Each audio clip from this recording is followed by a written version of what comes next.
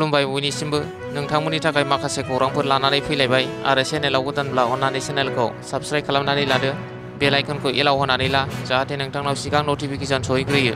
दानिया खोनासंलांदो।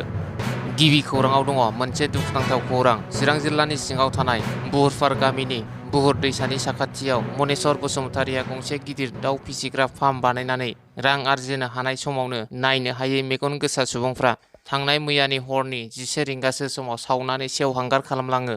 बे जाथायखौ लानानै बिटिआरनि इएम रनजित बसुमतारि आरो 14 नं चिरां दुवारनि माखासे दैदेनगिरिफ्रा नायदिंहैनानै जोबोद दुखु मोननाय फोरमायो।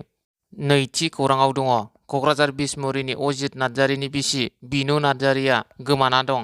बेनिखायनो सोरबाफोर सावगारियाव नुनाय आइजोखौ बहाबा नुसनबायोब्ला 8493014974 मबाइल नाम्बारनि गेजेरजों खोन्थाहरनो खावलायदों नखरनि सुबुंफोरा।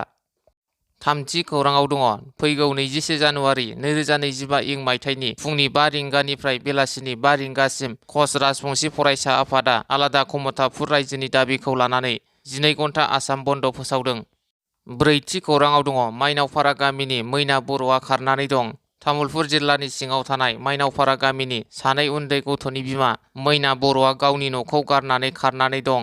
मैना बर'खौ गावनि फिसाय निकान्त बर'आ न'आव फैफिननो खावलायदों। बेनिखायनो सोरबाफोर मैना बर'खौ बहाबा नुसनबायोब्ला 9101825258 मबाइल नाम्बारनि गेजेरजों खोन्थाहरनो खावलायदों।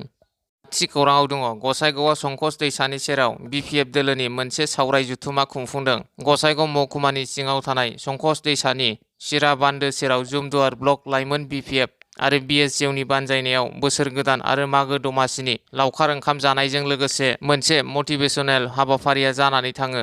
बे हाबाफारियाव जुमदुवार ब्लक लाइमोन बिपिएफनि गासैबो मावथि बिथांमोना बाहागो लाफैयो। गुबुन फारसेथिं बे सावराय मेलावनो बिटिसि कन्ट्रेक्टर एसोसिएशननि नेहाथारि बिक्रम दैमारि, मिरु बिपिएफ दोलोनि लाइमोन आफादनि लोगो आफादगिरि प्रहलाद ब्रह्म बिथांमोनाबो बाहागो लादों। फैगौ बिटिसि बिसायख'थियाव लाइमोन आफादफोरा माबायदि खामानि मावनांगोन बेफोरखौ लानानै बे हाबाफारियाव गुवारै सावरायलायनायजों लोगोसे लावखार ओंखाम जानाय हाबाफारियाबो गाहामै गाहाम जानानै थाङो। द'थि खौराङाव दङ क'क्राझाराव गुरुदेब कालीचरण ब्रह्मनि बिजाब बेखेवदों। क'क्राझाराव खुंफुंनाय मोनसे हाबाफारिनि गेजेरजों डक्टर अजित बर'आ लिरनाय गुरुदेब कालीचरण ब्रह्म सानथौआरि नोजोर मुंनि गांसे बिजाबखौ आसामनि केबिनेट मन्थ्रि उर्खाव गोरा ब्रह्मआ बेखेवना होयो। बे बिजाबा गुरुदेब कालीचरण ब्रह्मनि गोथौ सानथौ आरो नोजोर उनमोनथायनि सायाव गुवारै फोरमायनाय दं। स्निथि खौराङाव दङ 10 नं देबोरगाव ब्लक बिपिएफनि बेंखनाव थानाय बिसमुरियाव बिपिएफ दोलोनि जयनिं हाबाफारि। बे जयनिं हाबाफारियाव गुबुन गुबुन आफाद गौथुमनि सा 27 मावथिफोरा बिपिएफ दोलोआव जयनिं जायो। गोदानै जयनिं जाफैनाय सोद्रोमाफोरखौ दुंब्रुरै बरायदों बिपिएफनि आफादगिरि हाग्रामा महिलारि आरो बारग' मन्थ्रि प्रमिला रानी ब्रह्मआ। दाइनथि खौराङाव दङ बावखुंग्रि हाजोआव गिबि खेबनि थाखाय बाथौ आर'ज। बाथौ ट्रेडिशनेल एन्ड कालचारेल रिसार्च सेन्टारनिफ्राय मैया मुलुग गोजोननि थाखाय आर'ज गाबनाय हाबाफारि बानजायदों। बे हाबाफारियाव बिटिसिनि बारग' डिपुटि चिफ खाम्फा बरगयारी, बावखुंग्रि बिटिसि बियाबनि एमसिएलए दनेश्वर गयारी, बावखुंग्रि बिटिसि बियाबनि टिसिएलसिसनि मासिगिरि सन्जय नार्जारी आरो बाथौ ट्रेडिशनेल एन्ड कालचारेल रिसार्च सेन्टारनि लिंथुमगिरि महिम चन्द्र बसुमतारिजों लोगोसे बाथौ सिबियारि रायजो राजाफोरा बाहागो लायो। गुथि खौराङाव दङ सजल फाउन्डेसननि फिन मोनसे बाखनायथाव हाबाफारि। गोजां बोथोरनि गोरिब नखरनि रायजो राजाफोरनि जेंनाखौ नुनानै गुबुन गुबुन समाव सजल फाउन्डेसना रायजो राजाफोरखौ मदद होबोनाय बायदिनो फिन रायजो राजाफोरखौ मदद होनो सिगांबोदों। सजल फाउन्डेसना सैथपुर गामिनि गोबां सुबुंफोरनो गांसे गांसे कम्बल राननानै होदों।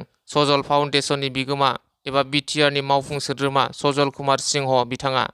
10थि खौराङाव दङ मनरन्जन ब्रह्मआ मागो दमासि फोरबोखौ गुबुन गुबुन हारिनि रायजो राजाफोरजों गाजा गोमजायै फालिदों।